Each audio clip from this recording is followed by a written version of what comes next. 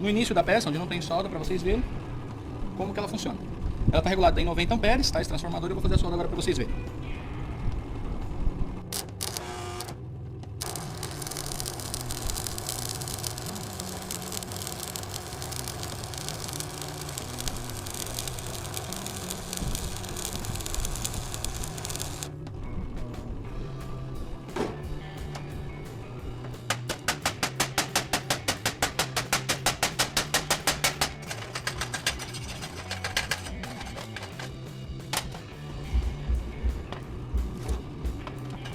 Aqui está, pessoal, a solda.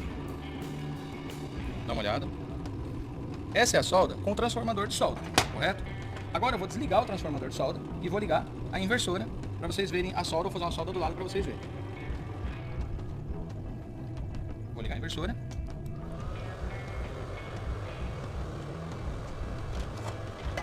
Vou aterrar ela. E vamos fazer uma solda do lado dela para que possamos ver a diferença. Tanto uma quanto a outra eu estou soldando com o eletrodo E6013, 2,5 mm, ok?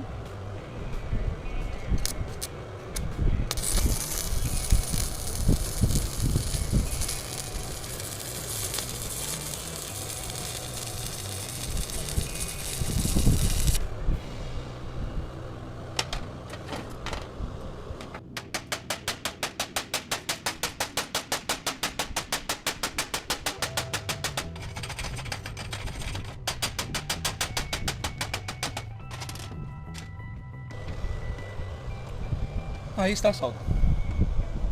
Uma do lado da outra. Muito parecida. Nota que no meio ele dá uma fundadinha, pessoal, por causa do material, tá? Esse aqui é um material na chapa 14, são só apenas 2 mm e eu tô botando para tocar um cordão forte. Então ele acaba afundando, porque ele quer quase furar, mas não fura. Tá? Eu tô sem uma chapa grossa para poder mostrar para vocês, senão eu poderia demorar mais tempo, que é a velocidade do avanço do eletrodo. Então, eu quero mostrar para vocês que em matéria de solda, se você tiver habilidade, o mesmo serviço que você vai fazer com uma inversora, você vai fazer com uma transformadora. Quanto a isso, não precisa se preocupar dizendo assim, eu tenho um transformador, eu quero começar a soldar, pode começar usando ele tranquilamente. Agora eu quero explicar para vocês o que?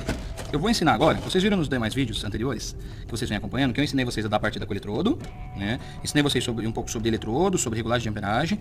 No vídeo 3, expliquei para vocês sobre como você soldar macio e fazer com que o cordão ficasse mais largo. E agora algumas pessoas deixou para mim algumas perguntas dizendo que estava ficando falhado, que a solda não estava formando uma escaminha de peixe, não estava uniforme e bonita. Então agora vocês vão aprender o que? Sobre velocidade de avanço, tá? O nome é velocidade de avanço, tá? Mas o basicão para vocês entenderem a palavra é a velocidade que você puxa teu braço, tá? Essa velocidade aqui, ó, tá? É isso que nós vamos aprender agora, ó, a puxada. Então aqui, eu vou fazer para vocês verem uma puxada. Eu vou fazer uma puxada normal, depois eu vou fazer uma puxada rápida e uma puxada bem devagar, pra gente ver como vai ficar. Então vamos pra puxada normal.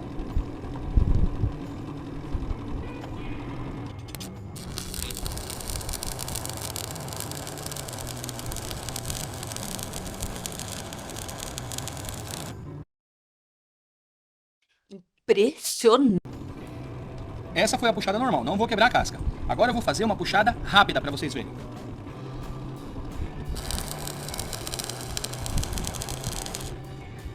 Essa foi uma puxada rápida. Agora eu vou fazer uma puxada lenta.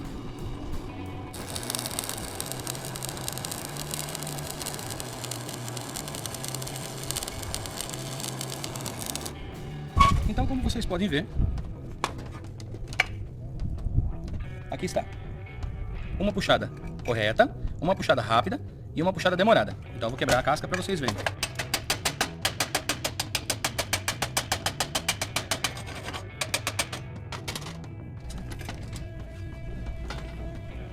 Vejam a diferença de solda.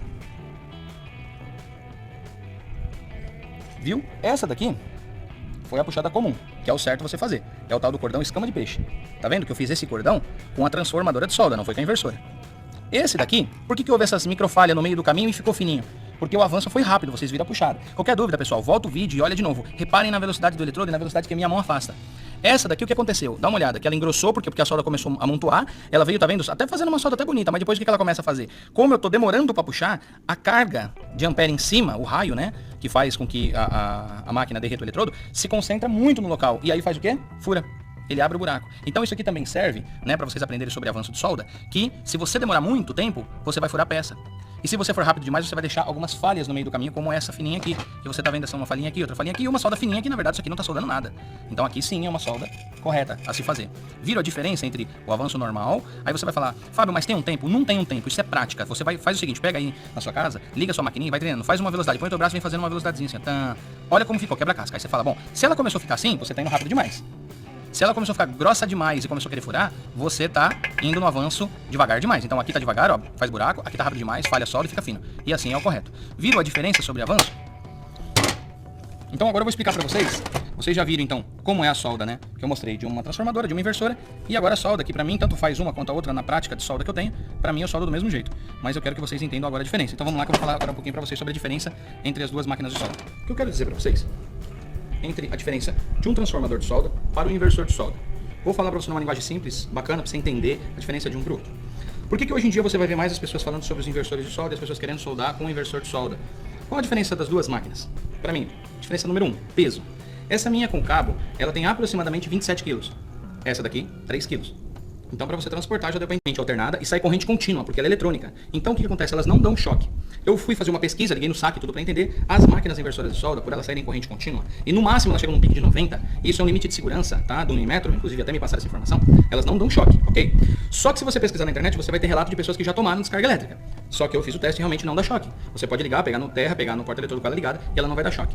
Só que com eletricidade não se brinca, então eu deixo a dica. Ela não dá choque, não vacila, evita. Mesmo que ela não dê choque por ser eletrônica, evite pôr a mão no terra e no porta-eletrônico. Você uma hora pode estar com a bota molhada, pode estar, né, fazendo com que uma situação acabe dando uma descarga elétrica. Então, para que isso não aconteça, é bom evitar, ok? Já falei para vocês as duas vantagens, entre peso e entre...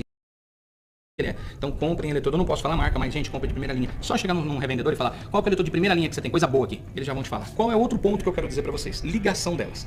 Uma máquina transformadora, o ideal é você ligar no padrão da sua casa, puxar uma extensão do padrão, do disjuntor do padrão, que normalmente o mínimo é 30 amperes. Geralmente os padrões usam entre 30 e 40 amperes. Por quê? Porque essa é uma máquina que puxa. Se você nunca fez o teste, às vezes você pode ligar numa casa, numa tomada, na hora que você começa a soldar, cai a energia. Por quê? Porque o disjuntor de 10 amperes, o disjuntor de 15 amperes não suporta uma máquina dessa, tem que ser no mínimo 20 amperes. 20 amperes você vai conseguir soldar, mas não muito. Na hora que você começar a puxar um cordão de solda, ele vai derrubar o disjuntor de 20 amperes também, que é um transformador de solda. Isso eu já fiz o teste, eu cansei de ir nos lugares, então quando eu tinha minha oficina, eu levava minha extensão e ligava no padrão. Então se você tem um transformador de solda, ligue direto no padrão, para você não correr o risco de danificar alguma coisa na sua casa. Já a inversora de solda, lá vem outra vantagem. Por ela ser eletrônica, ela não puxa tanta energia. Numa tomada com um disjuntor de 10 amperes, você consegue soldar. Não é o indicado, não tô falando que o indicado é 10 amperes, pelo amor de Deus, não vai chegar um embaixo e falar assim, mas você tá falando bobeira, 10 amperes. Não, o ideal é 20 amperes mínimo, 20 amperes, ok? Não tô falando da tomada não, eu tô falando do disjuntor de 20 amperes. Aí você vai falar assim, tá, e qual tomada eu devo colocar numa máquina de solda? A tomada de 20 amperes, que é aquele pino mais grosso. Esse é o ideal, porque senão você vai acabar derretendo o seu pino. Porque se você põe um de 10 amperes, ele vai esquentar demais porque o pino é fino. E aí ele vai acabar derretendo e pode dar um curto-circuito na sua rede, ok? Não esqueça dessas dicas que eu tô dando, tá, ok? E se você não vai ver em curso de solda, ninguém vai te dar dica sobre eletricidade. Então eu tô te dando essa dica pra você saber que você não deve ligar essas máquinas na rede elétrica de casa comum, muito menos numa tomada qualquer, ok? Se você precisar fazer uma solda de emergência, se você tiver uma inversora bacana, você vai lá, coloca, é uma solda rápida, não tem problema. Uma tomada daí, uma tomada onde tá ligado no circuito com disjuntor 10 amperes, você vai conseguir soldar, não muito, mas uns pontos de solda que você precisar dar, você consegue. O ideal então é 20 amperes. Bacana? Lembre-se disso. O cabo também não é bom aumentar. Tem gente que deixou perguntas pra mim nos vídeos anteriores, eu esqueci o nome da pessoa que pediu pra mim explicar sobre aumentar o cabo de solda. Se você pode aumentar? Poder pode. Lembrando que se você aumenta o cabo de solda, o que vai acontecer é que você vai alongar. Então essa máquina ela já é projetada para esse cabo. Então você vai pôr 90 amperes, o que vai acontecer? Você vai ter que aumentar entre 95, 100, 105, vai depender do tamanho do cabo que você colocar. Você vai ter que aumentar a amperagem. Com isso, fazendo um gasto um pouco maior de energia elétrica. E esse é o maior problema de você aumentar cabo. E se você não colocar um cabo de qualidade, colocar um cabo mais fino, ele vai criar uma resistência e vai começar a aquecer. Você vai conseguir soldar, mas vai começar a aquecer.